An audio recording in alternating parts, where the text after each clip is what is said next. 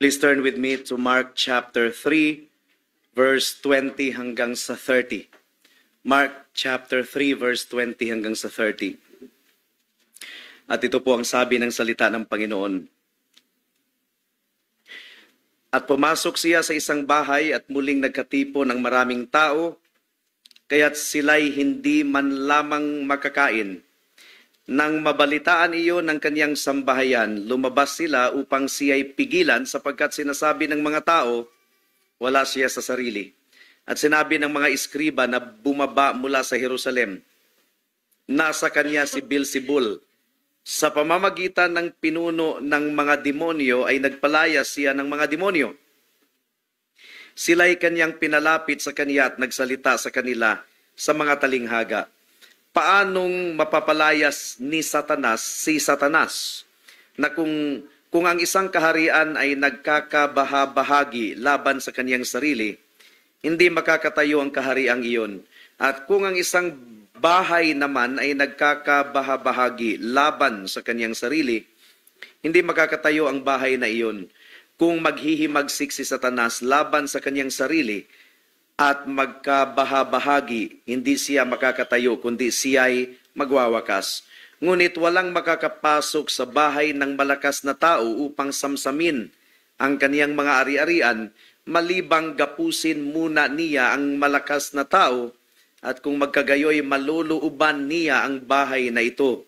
Katotohanang sinasabi ko sa inyo, na patatawarin ang lahat ng mga kasalanan ng anak ng mga tao, at anumang paglapastangan na kanilang sabihin. Ngunit, sino mang magsalita ng paglapastangan laban sa Espiritu Santo ay walang kapatawaran magpakailanman, kundi nagkakasala ng isang kasalanang walang hanggan, sapagkat sinabi nila, siya'y may masamang espiritu. May the Lord bless the proclamation of His word this afternoon.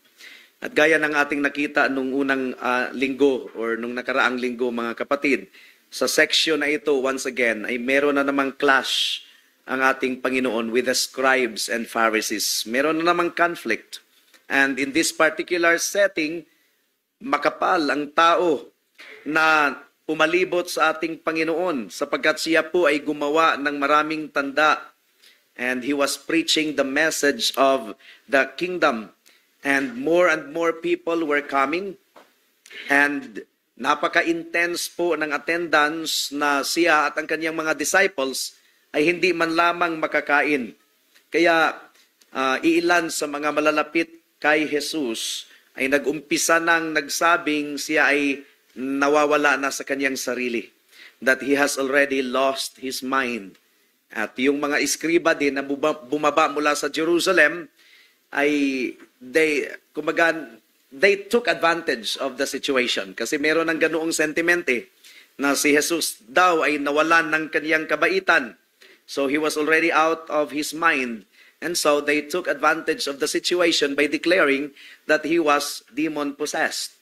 Yun ang sinabi po dito sa verse 22. At sinabi ng mga iskriba na bumaba mula sa Jerusalem, nasa kanya si Beelzebul, Lord of the Flies.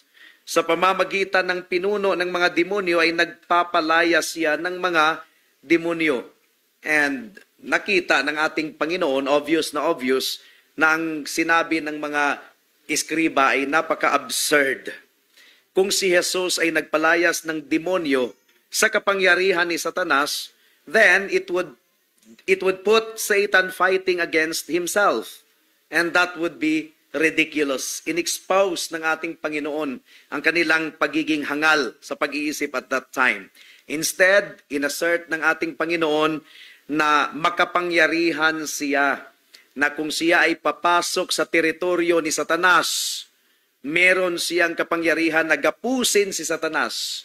'Di ba? Yung analogy na walang tulisan na papasok sa household kung hindi niya gagapusin muna yung pinuno ng household. At kung mapatigil na ng tulisan na yon ang pinuno ng household, ma-incapacitated, pwede na siyang manloob at pwede na siyang magnakaw. Now, that was just an analogy, pero yun po ang ginawa ng ating Panginoon. He crippled the kingdom of Satan, and he is stronger than Satan.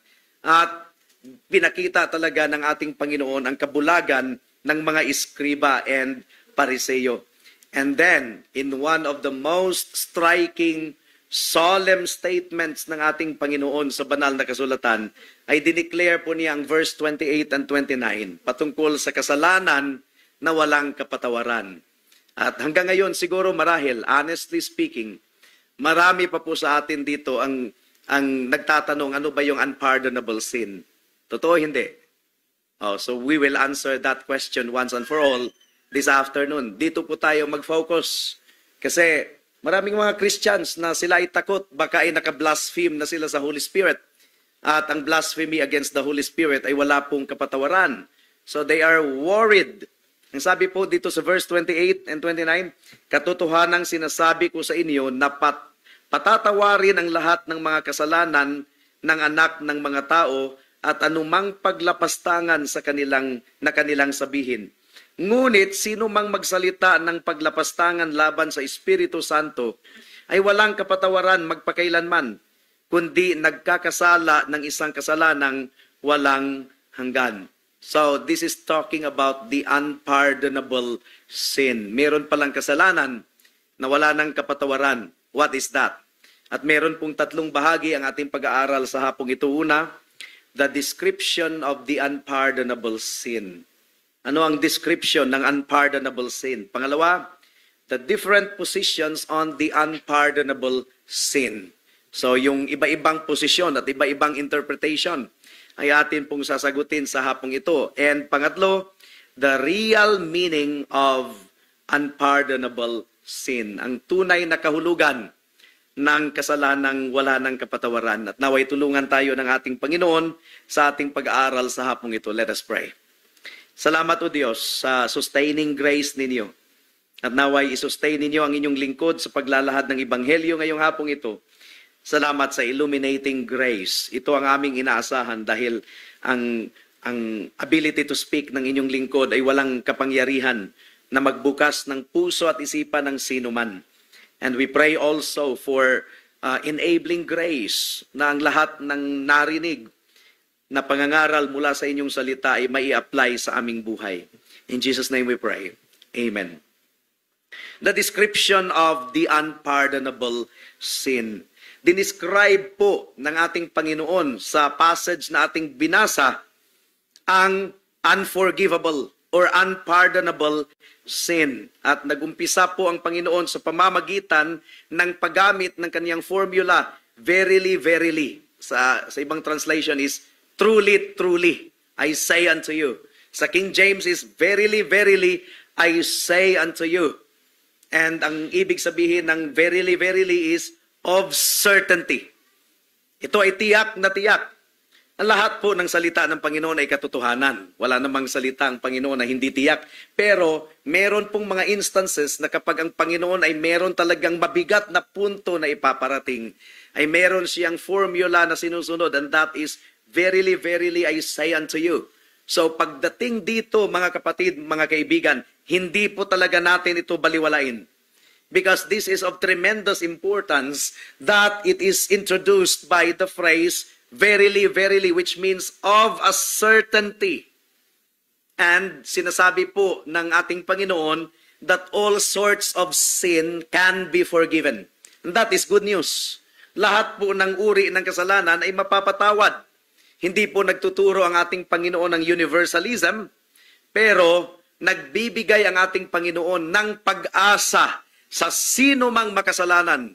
Nabibigatan ka sa kasalanan mo, inuusig ka ng konsensya mo, and you begin to conclude that you are beyond the forgiving grace of Jesus Christ. That simply is not true. Hindi yan totoo. Lahat po ng kasalanan ay mapapatawad except for one. So meaning to say, there is hope para po sa lahat ng mga makasalanan na magsisi sa kanilang kasalanan at magtiwala sa katuwiran ng ating Panginoong Hesukristo. Sila po ay mapapatawad. Ikaw, kaibigan, gaano man kabigat ang kasalanan mo, ikaw ay mapapatawad. Now, Jesus is saying that every type of sin can be forgiven. Sexual sin, God can forgive you. Divorce, murder, drunkenness, robbery, abortion, suicide. Di ba? Lahat ay mapapatawad, suicide na hindi natuloy. Persecution ng mga Christians. Even blasphemy against Jesus Christ. Di ba sabi sa ibang passage, blasphemy against Jesus Christ can be forgiven except sa blasphemy against the Holy Spirit. So even blasphemy ay mapapatawad sapagkat binili na ng ating Panginoong Hesus ang ating pardon. Kahit gaano kalaki ng kasalanan, kahit gaano kabigat. At ang pangako ng Isaiah chapter 1 verse 18 ay nananatiling totoo. Please turn there. Isaiah chapter 1 verse 18. This is really a hope for every penitent sinner. Ang kasalanan mo ay mapapatawad. Meron pong pag-asa, kaibigan. Isaiah 1:18, pumarito kayo ngayon at tayo'y mga tuwiran sa isa't isa, sabi ng Panginoon.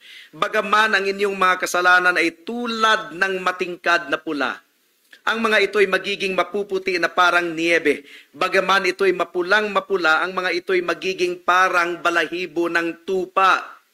So gaano man katirible ng kasalanan mo, kahit mapulang-mapula yan, Christ is able to make that as white as snow. Meron pong awa ang ating Panginoong Hesukristo. Punong-puno po siya ng habag sa sino mang makasalanan na tumawag sa Kanya. And He will abundantly pardon. Yun ang sinasabi ng Isaiah chapter 55, verse 6 and 7. Ang salitang forgive or pardon, it means to send away. I-send away ng Panginoon ang kasalanan mo kung ikaw ay magsisi. At ang analogy niyan ay yung scapegoat doon sa bayan ng Israel. Ang kasalanan ng bayan ng Israel, ng mga tao ay symbolically inilipat doon po sa kambing.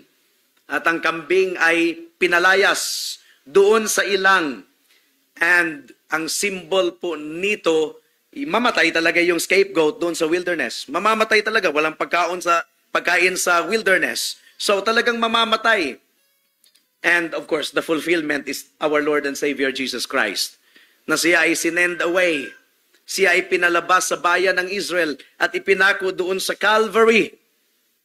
At ang sino mang magtiwala kay Kristo dahil ang kasalanan ay pinasa ng ating Panginoong Hesukristo ay mapatawad. Ang sacrifice ng ating Panginoong Hesukristo ang nagbigay sa atin ng guarantee na ang ating kasalanan kung tayo ay magsisi ay ganap na matanggal. Psalm chapter 103 verse 12. And this is the hope para sa mga makasalanan. Ang sabi po dito, kung gaano ang layo ng silangan sa kanluran, gayon inilayo niya sa atin ang ating mga pagsuway. You see? Gayon inilayo niya sa atin ang ating mga pagsuway. Our sins have been sent away as far as the east is from the west. Pero meron pong isang kasalanan, mga kapatid, na sinasabi po ng Gospel of Mark na hindi na talaga mapapatawad. There is one sin na wala ng pardon. At ang pagsasalita ng ating Panginoon ay very emphatic. At ang tanong dito, ano ba ang kasalanan na tinutukoy ng ating Panginoon? And the answer is, blasphemy against the Holy Spirit. Ang tanong dito, naunawaan kaya yon ng mga scribes? Naunawaan kaya nila ang concept ng blasphemy? Of course, they understood it. They understood the concept of blasphemy. Yun yung pinoprofane po natin ang pangalan ng Diyos. And in the Old Testament, it was punishable by death. Yung hahamakin ang pangalan ng Diyos. Pero ang tanong, what is blasphemy against the Holy Spirit? Itong kasalanan na ito na wala ng kapatawaran. And naniniwala po tayo na ang tanong na ito ay marami pang, in many instances ay hindi pa nasasagot hanggang ngayon. Ang mga believers ay naku-confused. What is this unforgivable sin? And how do you know kung nagawa mo na itong unpardonable sin? Nakakatakot po. And that leads us to the second point, the different positions on the unpardonable sin. Siyempre, bago tayo magbigay ng ating posisyon, ay i-present muna lahat ng mga positions out there. And there have been many positions throughout the years. For example, ang posisyon ng Roman Catholic institution. Dinidivide nila ang kasalanan into venial sins and mortal sins. Roman Catholic institution. Ang mortal sins, yun yung nagpapahamak talaga sa kaluluwa. Ang venial sin, katulad ng mga nabanggit kanina, yun po yung huhugasan doon sa purgatorio. Venial sin, may pag-asa pa. Pero pag mortal sin, katulad ng suicide, ay para sa mga Romano Katoliko ay talagang diretso na yan sa impyerno, straight to hell na yan. So, mortal sin versus venial sin. And there is absolutely no purgatory in Scripture. Wala po talagang purgatorio sa banal na kasulatan. Wala. It's a fictitious place. Wala talaga kahit saang lupalop ng kasulatan mo babasahin. There's no purgatory. And this passage isn't talking about a particular sin, katulad ng murder, adultery, or suicide. Ang pinag-uusapan po ng passage na ito ay ang blasphemy against the Holy Spirit. Now, meron ding mga pananaw na naglilimit sa passage na ito sa Old Covenant. Iba kasi ang dispensation. Kaya ganito si Jesus magsalita. Kasi ibang dispensation ito. H.A. Ironside. Kung kilala po ninyo siya. And probably, pumangalawa po siya kay Scofield sa pag-popularize ng dispensationalism. Ang sabi po niya, this was a dispensational sin. And we may say definitely cannot be committed, at least in exactly the same way by individuals today. So sabi nila, this was a dispensational sin. Noon lang yun. Wala na sa ating kapanahunan ngayon na dispensation of grace. And si John MacArthur din po ay humahawak sa posisyon po na ito. Now, there is a sense that they are right about it taking place in a different dispensation. Ang sinabi po ni Matthew sa Matthew chapter 12 verse 32. Please turn there. Matthew chapter 12 verse 32. At ang sino mang magsabi ng isang salita laban sa anak ng tao ay patatawarin. Ngunit ang sino mang magsalita laban sa Espiritu Santo ay hindi patatawarin maging sa panahong ito o sa darating. Okay, maging sa panahong ito o sa darating. So the distinction between blaspheme against the Holy Spirit and blaspheme against Jesus was only relevant before Calvary. Okay? It was only relevant before Calvary. This distinction does not apply today. Yun po ang totoo. During the earthly ministry of Jesus Christ, meron pa kasing confusion kung sino ba talaga si Jesus. Kasi ang identity ng ating Panginoon ay na-veiled pa, natakpan for the most part. Kahit ang family members ng ating Panginoon ay confused. Ang kanyang kaluwalhatian ay na-veiled. Natalukbungan ang kaluwalhatian ni Kristo. Meron pa ngang iba na nagsasabi na siya si Elias, siya si John the Baptist, or ang mga iskriba nagsasabi na siya ay Diablo. And even ang kanyang mga disciples ay nagwa-wonder kung sino ba talaga si Kristo. But we must be clear, mga kapatid. This is a sin, itong blasphemy against the Holy Spirit, na maaari pa ring makomit ng sino mang tao sa ating panahon ngayon. And Jesus is giving a solemn warning that applies to our generation. Kasi sabi po ng ating Panginoon, in this age and in the age to come. So meaning to say, it is still applicable in our generation as it did to the generation to which Christ was speaking. Na meron ding iba na nagsasabi na ang unpardonable sin is the rejection of Jesus. Yun ang unpardonable sin. Kung nireject mo si Jesus.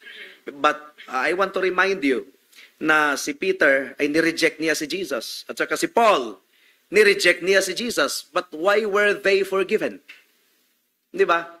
At one point in our lives, nireject natin si Jesus before. But why have we been forgiven? I think all of us rejected Jesus Christ before. You can reject Jesus at one point of your life and then receive Him at another. Bakit mo nireject ang ating Panginoon before? Sapagkat hindi mo kilala si Kristo. Bakit nireject ni Pablo or ni Saulo ang ating Panginoon? Sapagkat hindi niya kilala si Kristo. But later, si Pablo po ay nakasumpong ng biyaya mula sa Panginoon. So to interpret blasphemy against the Holy Spirit as rejection of Jesus is not simply true. Because once upon a time in our lives, tayo po ay nag-reject sa ating Panginoon. Now, ang mga Pentecostal and Charismatic sa ating panahon ngayon, ang kanilang interpretation sa blasphemy against the Holy Spirit is nireject mo ang experience of the gifts of the Holy Spirit. Kaya kung i-question mo ang speaking in tongues or mga prophecies, ano pa yung mga laughing in the Spirit, kung i-question mo yan, magbigay sila ng warning sa iyo. Huwag kang basta-bastang magsasalita kasi ang blasphemy against the Holy Spirit ay hindi na yan mapapatawad. So, nag-i-impose ng guilt sa iyo. Ang sasabihin mo, wala nang tongues ngayon. Peke yan, hindi yan totoo. Yung mga laughing in the Spirit, mga healings and miracles, ay talagang matatakot sila. Sila ang mangangamba para sa iyo. Because probably you have committed the unpardonable sin. At meron ding iba na nagtuturo na ang blasphemy against the Holy Spirit ay maaaring magawa or makamit ng isang tunay na Christian. Kaya nanganganib siya na nawawala ang kanyang kaligtasan. Hindi po yan totoo. Ang mga Arminians lang po ang naniniwala dyan. This is purely Arminian. Nagtuturo sila that a Christian can turn from the teachings of Christ and lose his salvation and be forever condemned. Naniniwala po tayo na wala pong tunay na Christian na makakakommit ng unpardonable sin. So, itong warning na ito ay hindi po ito applicable sa tunay na mananampalataya. Pero hindi ibig sabihin na hindi tayo magpatuloy sa ating Panginoon. Sapagkat malinaw ang sinasabi ng Philippians chapter 2 verse 12, kaya nga mga minamahal ko, kung paanong lagi ninyo akong sinusunod, hindi lamang sa harapan ko, kundi higit ngayon na ako'y hindi ninyo kasama, ay isagawa ninyo ang inyong sariling kaligtasan na may takot at panginginig. Work out your own salvation with fear and trembling. So, yun po ang pangalawang punto. Ang iba't ibang pananaw patungkol sa unpardonable sin. And that leads us to the final answer to our question. Ano nga ba ang unforgivable sin? Handa na ba tayong makinig? The real meaning of unpardonable sin. Ano ba itong tinutukoy ng ating Panginoon na kasalanan na wala ng kapatawaran?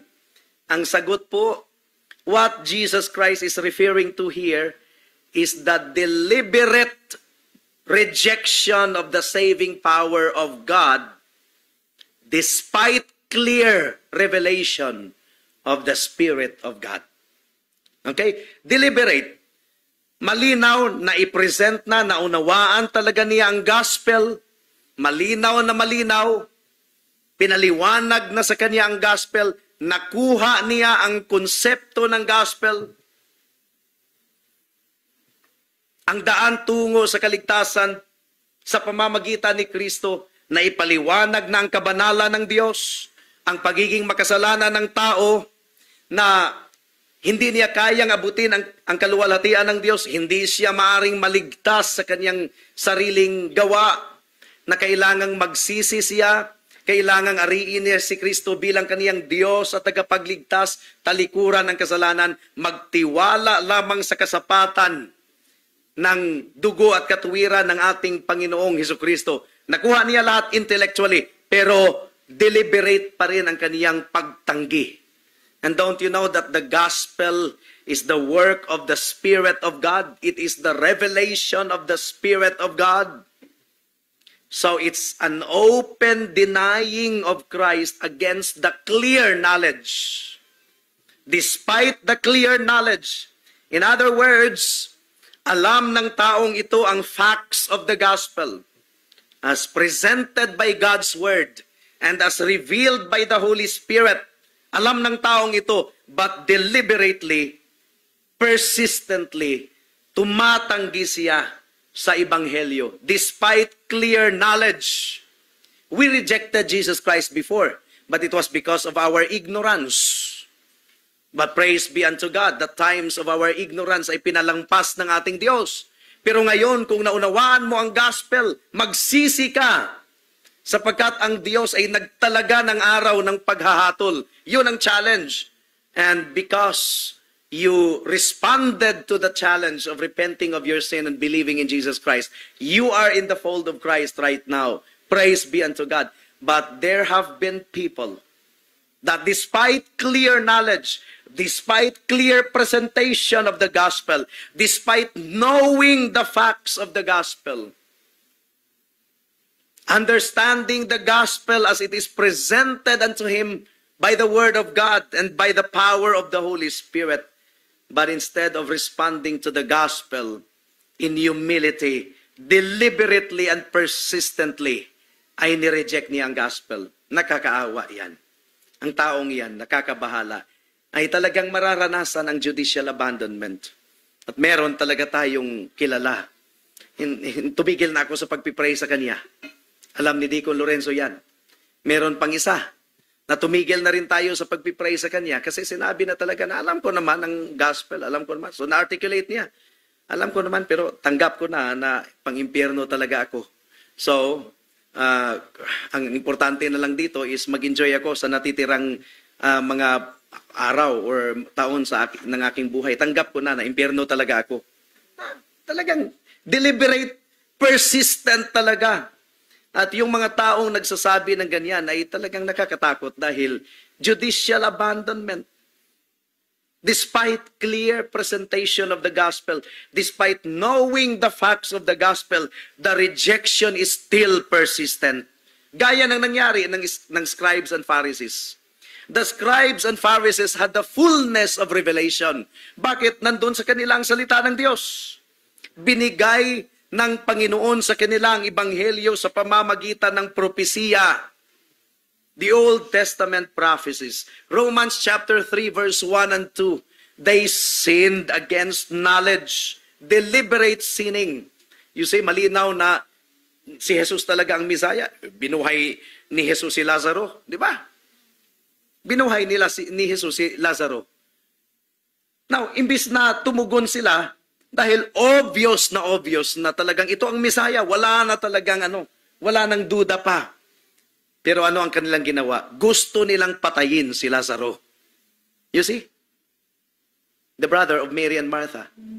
Imbis na sila ay magpatira pa kay Jesus, nag-meeting sila, nag-emergency meeting. Ano ang gagawin natin? Itong tao ay gumagawa ng maraming tanda at hindi natin mapigilan. Ang mga tao ay lumalapit na sa Kanya. That's blasphemy against the Holy Spirit. That is sinning against knowledge. Romans chapter 3 verse 1 and 2. Ano nga ang kalamangan ng Hudyo? O anong pakinabang sa pagtutuli? Napakarami. Ang una sa lahat, ipinagkatiwala sa kanila ang mga aral ng Diyos. Nasa kanila ang mga aral ng Diyos. Romans chapter 9 verse 4 and 5. Please turn there. Romans chapter 9 verse 4 and 5.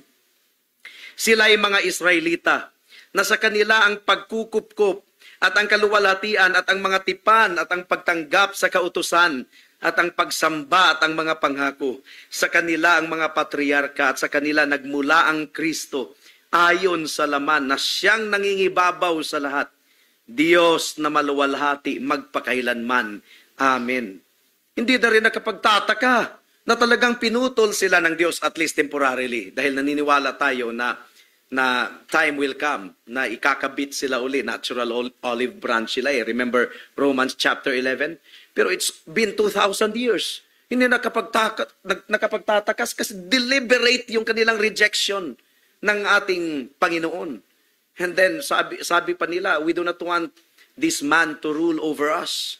Mas gustuhin namin, mas pinili nila si Barabbas, yung kriminal. And let the blood of this man be upon us and our children. Talagang naging totoo. Hanggang ngayon, sila talaga ay walang kapayapaan sa kanilang bansa because of their deliberate rejection of Christ. Nasa kanila ang prophecies about the Messiah.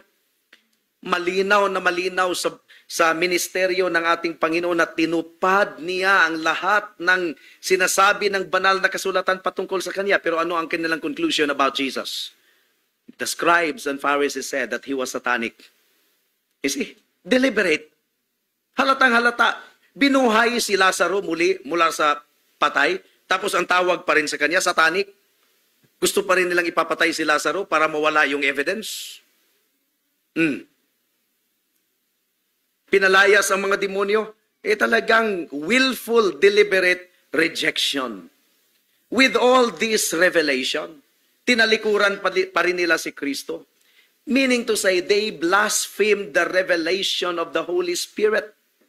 Nilapastangan nila ang kapahayagan ng banal na Espiritu. At dagdag pa, malinaw na ipinahayag ni Kristo ang kaniyang sarili.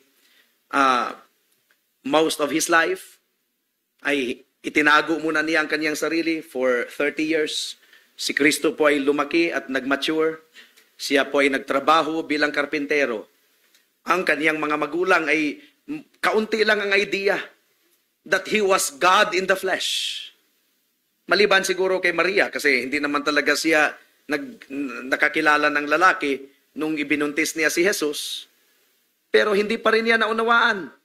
For the first year and a half of the ministry of Jesus, kasi 3 years lang siyang nag-ministry, ipinag-utos pa niya sa mga demonyo na huwag magsalita kung sino siya.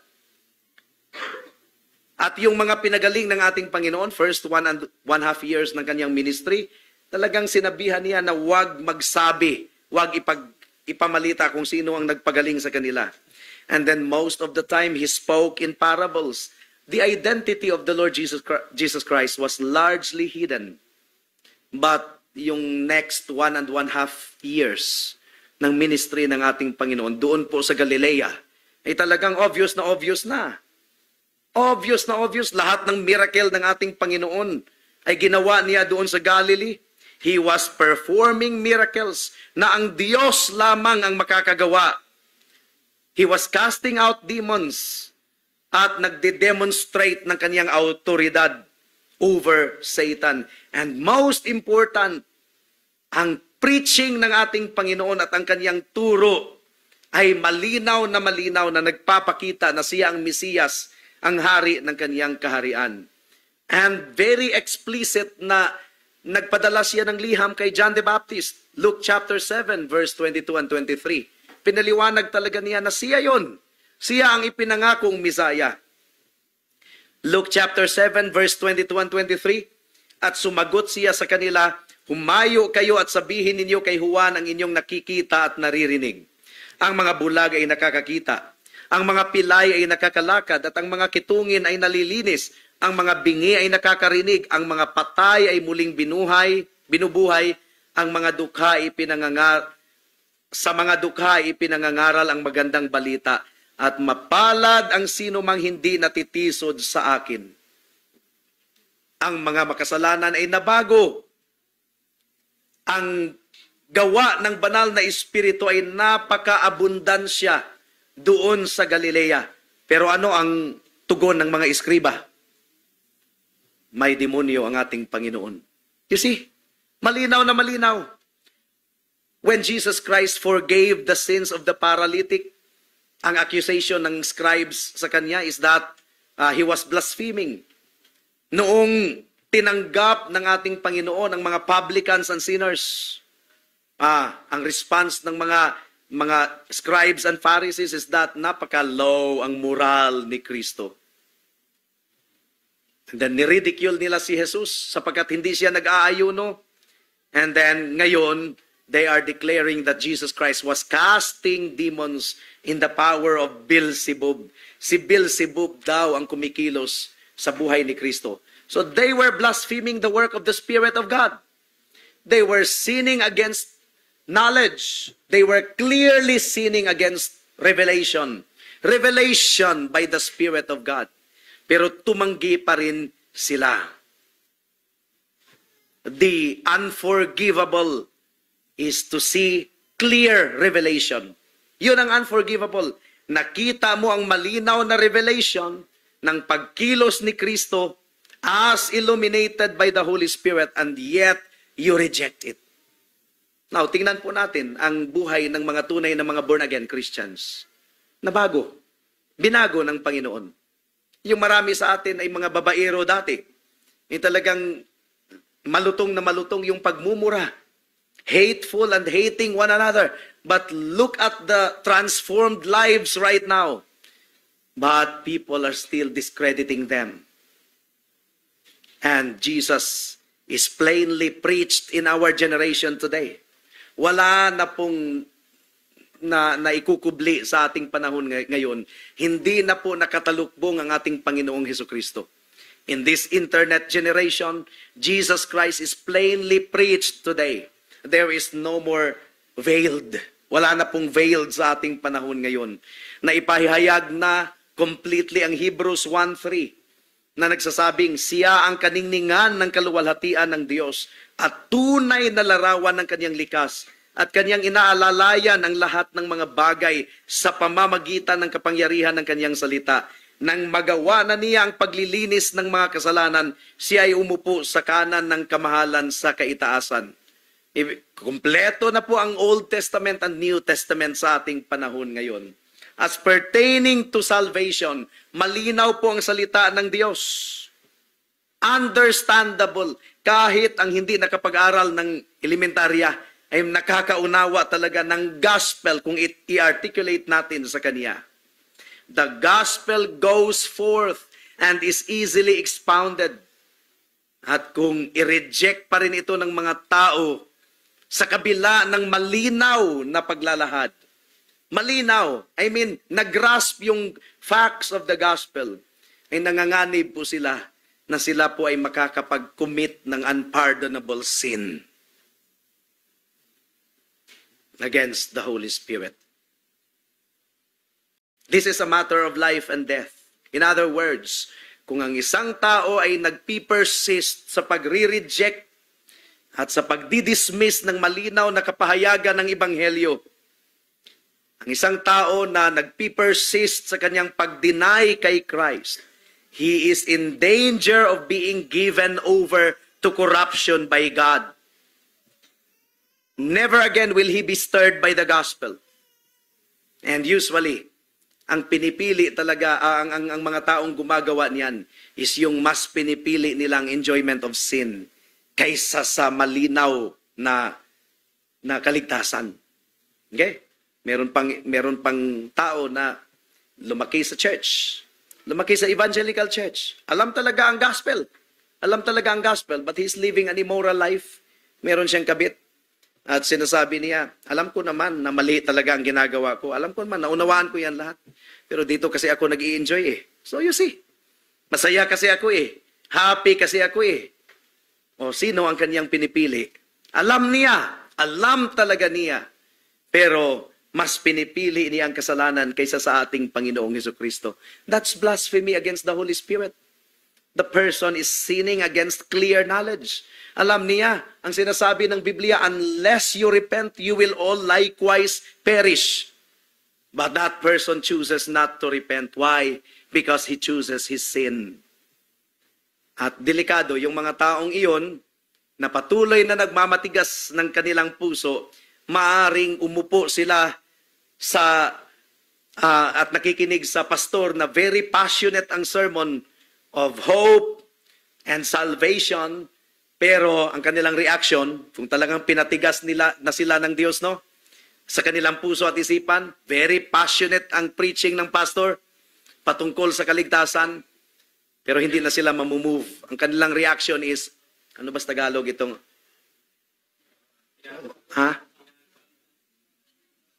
Yon, in English. O, hiccup.